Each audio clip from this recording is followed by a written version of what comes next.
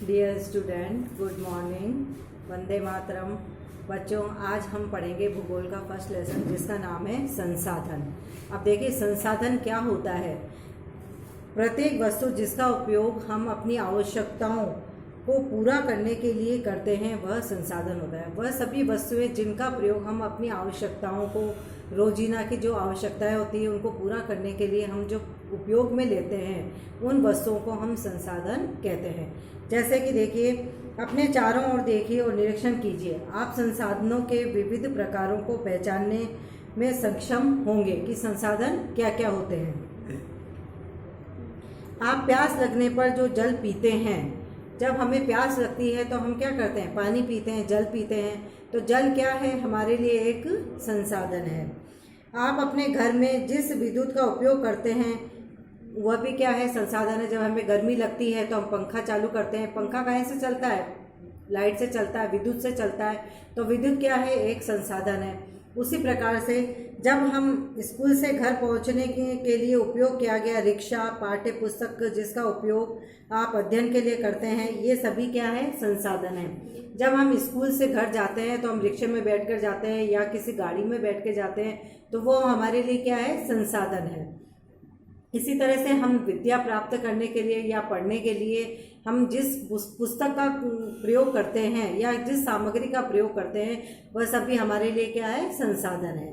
तो कहने का मतलब ये है कि प्रत्येक वह वस्तु जिसका उपयोग हम अपनी आवश्यकताओं को पूरा करने के लिए करते हैं उसे हम संसाधन कहते हैं। आपके पिताजी ने आपके लिए नाश्ता तैयार किया है। उन्होंने जिन ताज़ी सब्जियों का उपयोग किया है वे सभी क्या है? संसाधन। अब जैसे हम खाना बनाते हैं, खाना बनाने के लिए हम जिन सब्जियों का उपयोग में लेते हैं वो क्या है? हमारे लिए एक संसाधन है। जल, विद्युत, रिक्शा, सब्जियां और पाठ्य पुस्तक सभी में कुछ एक ऐसा क्या है, एक जैसा क्या है? उनमें से सभी वस्तुओं का उपयोग आपके द्वारा किया गया है, इसलिए वे उपयोगी हैं। क्योंकि उन सब का हमारे द्वारा उपयोग किया गया है तो वो उपयोगी है। और जो वस्तुएं हमारे उपयोग में आती है वह सभी हमारे लिए संसाधन है। एक वस्तु अथवा पदार्थ की उपयोगिता अथवा प्रयोजकता उसे एक संसाधन बनाती है। अब देखिए, जब उनका प्रत्येक वस्तु तभी संसाधन बनती है जबकि उनका कोई मूल्य होता है। बिना मूल्य के कोई भी वस्तु संसाधन नहीं मानी जाती है। तो देखिए, इसका प्रयोग तथा उपयोगिता उसे मूल्य प्रदान करते हैं। सभी संसाधन मूल्यवान होते हैं। सभी संसाधन मूल्यवान होते हैं। यहाँ पर मूल्य का अर्थ पैसों से नहीं होता है। मूल्य का अर्थ है उसका महत्व, यानी कि उस संसाधन का क्या महत्व है। कुछ संसाधनों का आर्थिक मूल्य भी होता है और जबकि कुछ संसाधनों का आर्थिक मूल्य नहीं होता है। उदाहरणतः वस्तु धातुओं का आर्थिक मूल्य होता है लेकिन एक मनोरम भूदृश्य का आर्थिक मूल्य नहीं होता है। जो वस्तुएं होती है उनका आर्थिक मूल्य होता है लेकिन जो भूदृश्य होता है उनके लिए कोई आर्थिक मूल्य नहीं होता है। परंतु ये दोनों संसाधन महत्वपूर्ण हैं और मनुष्य की आवश्यकताओं को पूरा करते हैं। इन दोनों के द्वारा मनुष्य की आवश्यकताओं को पूरा किया जाता है। कुछ संसाधन समय के साथ आर्थिक रूप से मूल्यवान हो सकते हैं। आपकी दादी के घरेलू नुस्खों का आज कोई वाणिज्यिक मूल्यवान नहीं है। हम घर में कई घरेलू नुस्खे आजमाते हैं। जब हम बीमार हो जाते हैं या हमारे को जरा सी तकलीफ होती है तो हम घर में ही उसका उपचार करने लगते हैं, घरेलू नुस्खे अपनाते हैं। तो घरेलू नुस्खों का कोई वाणिज्यिक मूल्य नहीं होता है, लेकिन यदि वे पेटेंट करने के उपरांत मेडिकल फर्म द्वारा बेचे जाते हैं तब वे आर्थिक रूप से मूल्यवान हो जाते हैं। पेटेंट क्या होता है? पेटेंट, इसका तात्पर्य किसी विचार अथवा आविष्कार पर एकमात्र अधिकार से होता है। अब देखिए, समय और प्रौद्योगिकी दो महत्वपूर्ण कारक हैं जो पदार्थों को संसाधन में परिवर्तित कर सकते हैं। दोनों लोगों की आवश्यकताओं से संबंधित है। दोनों ही लोगों की आवश्यकताओं से संबंधित है। समय भी लोगों के लिए बहुत अधिक आवश्यक है तो प्रौद्योगिकी भी बहुत आवश्यक है। इन दोनों के संबंध से ही हमारी मतलब हमारे लिए जो है संसाधन तैयार किए जा सकते हैं। दोनों लोगों की आवश्यकताओं से संबंधित है। लोग स्वयं ही सबसे महत्वपूर्ण संसाधन है। लोग जो होते हैं अपने आप में स्वयं एक महत्वपूर्ण संसाधन है। ये लोगों के विचार, ज्ञान, आविष्कार और खोज ही हैं जो कि अधिक संसाधनों की रचना करते हैं। प्रत्येक खोज अथवा आविष्कार से बहुत से अन्य खोज एवं आविष्कार किए जाते हैं। कई खोजें की जाती है, उन खोज के द्वारा कई अलग अलग प्रकार के आविष्कार किए जाते हैं। आग की खोज से खाना बनाने की पद्धति, जब पहले आग की खोज नहीं हुई थी, लेकिन आदमी ने क्या कर, आदि मानव ने 2 पत्थरों को घिसने से चिंगारी निकली और घास के एक ढेर पर जाकर लग गई, तो क्या हुआ, आग का आविष्कार हुआ। पहले लोग खाना कच्चा खाते थे क्योंकि उस टाइम पे आग नहीं थी। जब आग का आविष्कार हुआ तो लोगों ने क्या करा, भोजन को पका कर खाना स्टार्ट कर दिया। तो इसी तरह से खोज से खाना पकाने की पद्धति तथा अन्य प्रक्रियाओं का प्रचलन हुआ, जबकि पहिए के आविष्कार से अनंत परिवहन की नवीनतम विधियों का विकास हुआ। पहले जब लोगों ने पहिया बनाया, आदि मानव ने जब पहिया बनाया, तब परिवहन भी चालू हुए, यातायात के साधन चालू हुए। जल विद्युत बनाने की प्रौद्योगिकी ने तेजी से बहते जल से ऊर्जा उत्पन्न करके उसे एक महत्वपूर्ण संसाधन बना दिया। अब विद्युत कैसे तैयार की गई, जल और कोयले से मिलाकर विद्युत बनाई जाती है, लाइट बनाई जाती है। ठीक है। संसाधनों के प्रकार, अब संसाधन कितने प्रकार के होते हैं, संसाधन 3 प्रकार के होते हैं। संसाधनों के प्रकार कौन कौन से हैं, संसाधनों को प्राकृतिक, पहला है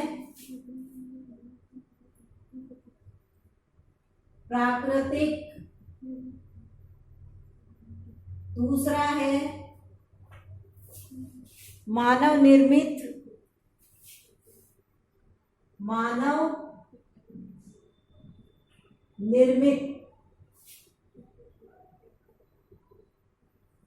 और तीसरा कौन सा है, मानव।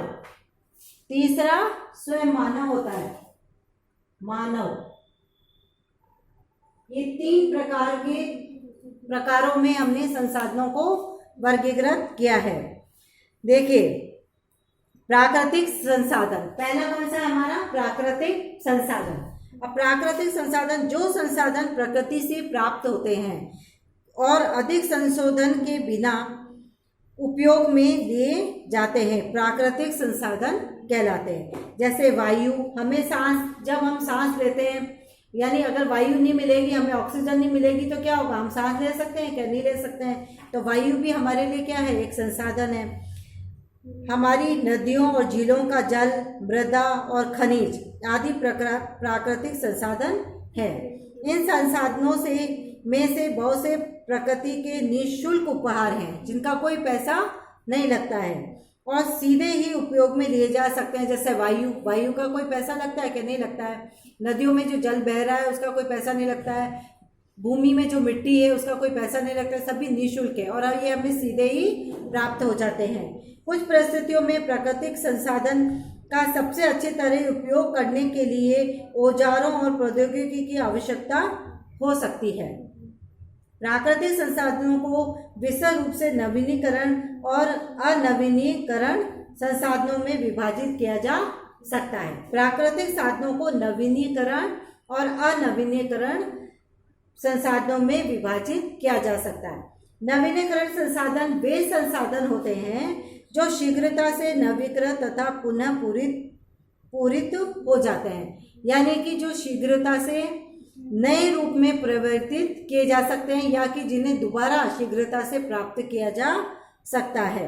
इनमें से कुछ असीमित और उन पर मानवीय क्रियाओं का प्रभाव नहीं होता है, जैसे सौर ऊर्जा और पवन ऊर्जा। इन पे मानवीय क्रियाओं का कोई प्रभाव नहीं होता है, लेकिन फिर भी कुछ नवीनीकरणीय संसाधनों जैसे जल, मृदा और वन का लापरवाही से किया गया उपयोग उनके भंडार को प्रभावित करता है। जैसे जल है, जल को हम व्यस्त ही बहा रहे हैं, पानी नल खुला छोड़ दिया, पानी बह रहा है और वो नाली में बह के जा रहा है, उसका कोई उपयोग ही नहीं आ रहा है। तो इससे क्या है कि उसके जो हमने भंडार कर रखा है, जो ये पानी जो एकत्रित हो रहा है नदियों में, तालाबों में, अगर हम इसको व्यर्थ ही बहाते रहेंगे तो क्या होगा, इसका भंडार समाप्त हो जाएगा और इसकी परेशानी हमें उठानी पड़ेगी। जल असीमित नवीनीकरण संसाधन प्रतीत होता है, फिर भी जल की कमी और प्राकृतिक जल स्रोतों का सूखना आज विश्व के बहुत से भागों में एक बड़ी समस्या है। अब देखिए, अनवीनीकरण संसाधन वे संसाधन हैं जिनका भंडार सीमित है। भंडार के एक बार समाप्त होने के बाद उनके नवीनीकृत अथवा पुनः पूरित होने में हजारों वर्ष लग जाते हैं। इनका भंडार सीमित होता है, अगर ये एक बार नष्ट हो जाते हैं तो इनको वापस से तैयार करने के लिए हमें हजारों वर्ष लग जाते हैं। यह अवधि मानव जीवन की अवधि से बहुत अधिक होती है। मानव जीवन की जो उम्र होती है उससे भी लंबी इनकी अवधि होती है, जब जाकर ये तैयार किए जा सकते हैं। इस प्रकार के संसाधन अनवीनीकरण कहलाते हैं। कोयला, पेट्रोलियम तथा प्राकृतिक गैस इसके कुछ उदाहरण हैं। प्राकृतिक संसाधनों का वितरण भूभाग, जलवायु, ऊंचाई जैसे अनेक भौतिक कारकों पर निर्भर करता है। पृथ्वी पर इन कारकों में विभिन्नता होने के कारण संसाधनों का वितरण असमान है।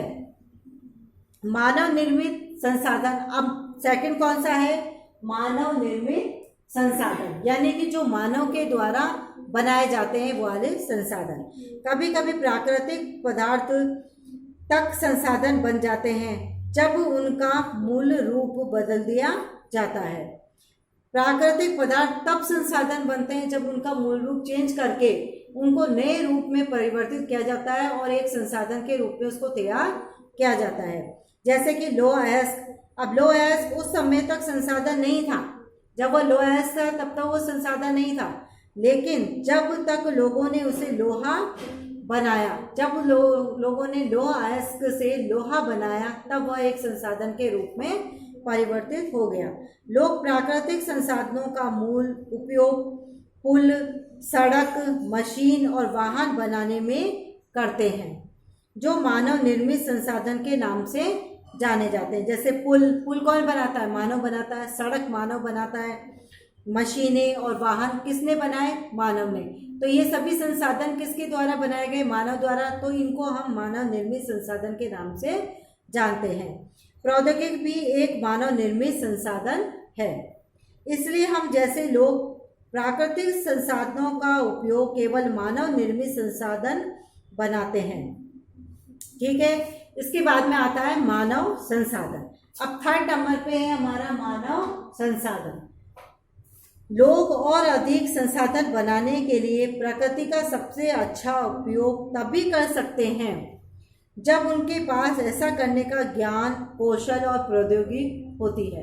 लोग तभी अच्छे संसाधन तैयार कर सकते हैं जब उनके पास में इसको तैयार करने का ज्ञान हो, कौशल हो, प्रौद्योगिक सामान हो, तभी वो किसी साधन को बना सकते हैं, निर्मित कर सकते हैं। इसलिए मनुष्य एक विशिष्ट प्रकार का संसाधन है। अतः लोग मानव संसाधन है। शिक्षा और स्वास्थ्य लोगों को बहुमूल्य संसाधन बनाने में मदद करते हैं। शिक्षा और स्वास्थ्य लोगों को बहुमूल्य संसाधन बनाने में मदद करते हैं। अधिक संसाधनों के निर्माण में समर्थ होने के लिए लोगों के कौशल में सुधार करना मानव संसाधन विकास कहलाता है। इसके बाद में देखिए संसाधन संरक्षण। अब संसाधन संरक्षण क्या होता है? संसाधनों का सतर्कता पूर्वक उपयोग करना और उन्हें नवीनीकरण के लिए समय देना संसाधन संरक्षण कहलाता है। देखिए, संसाधनों का सतर्कता पूर्वक उपयोग करना यानी कि संसाधनों का बहुत ही सावधानी से उपयोग करना चाहिए। जैसे मैंने आपको बताया जल, अब जल व्यर्थ ही बह रहा है तो जल का जो भंडार है वह खत्म हो जाएगा।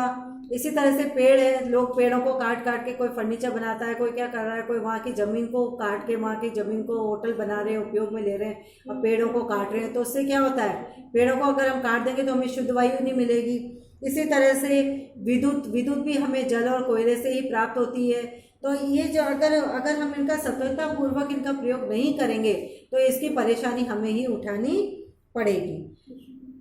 संसाधनों का उपयोग करने की आवश्यकता और भविष्य के लिए उनके संरक्षण में संतुलन बनाए रखना सतोत्पोषणीय विकास कहलाता है। संसाधनों के संरक्षण के अनेक तरीके हैं। हम किस प्रकार से संरक्षण करते हैं? प्रत्येक व्यक्ति उपयोग को कम करके वस्तु के पुनः चक्रण और पुनः उपयोग द्वारा योगदान दे सकता है। अतः यह एक विभिन्नता बनाता है क्योंकि सभी जीवन एक दूसरे से जुड़े हुए होते हैं। जैसे विद्युत के बारे में मैंने आपको बताया, विद्युत कैसे बनती है? विद्युत जल और कोयले से मिलकर बनती है। जब हमें जल पर्याप्त मात्रा में नहीं मिलेगा, जल के से नदी तालाब भी सूख जाएंगे, तो या फिर जैसे कोयला हमें लकड़ियों से प्राप्त होता है। जब वनों में लकड़ियाँ ही नहीं होगी तो हमें कोयला नहीं मिलेगा। तो जब हमें जल और कोयला नहीं मिलेगा तो हम विद्युत नहीं बना पाएंगे। यानी ये सभी एक दूसरे से जुड़े हुए हैं। इसी तरह से घर में जल बेकार नहीं होना चाहिए। जल की एक एक बूंद मूल्यवान है। हमारी पृथ्वी और इस पर निवास करने वाले लोगों का भविष्य पेड़ पौधों को परितंत्र की सुरक्षा और संरक्षण से जुड़ा हुआ है। अब यह सुनिश्चित करना हमारा कर्तव्य हो जाता है कि सभी नवीकरणीय संसाधनों के उपयोग सतोत्पोषणीय हैं। पृथ्वी पर जीवन की विविधता संरक्षित की जाए। प्राकृतिक पर्यावरणीय तंत्र की हानि को कम से कम किया जाए। आगे सबको समझ में? यानी कि हमें अपने वृक्षों की रक्षा करनी चाहिए, जल को व्यतीत नहीं करना चाहिए। सभी बातों का हमें प्रकृति का पूरा अच्छी तरह से ध्यान रखना चाहिए। मुझे आशा है कि बच्चों आपको ये संसाधन वाला लेसन आपको समझ में आ गया होगा। धन्यवाद।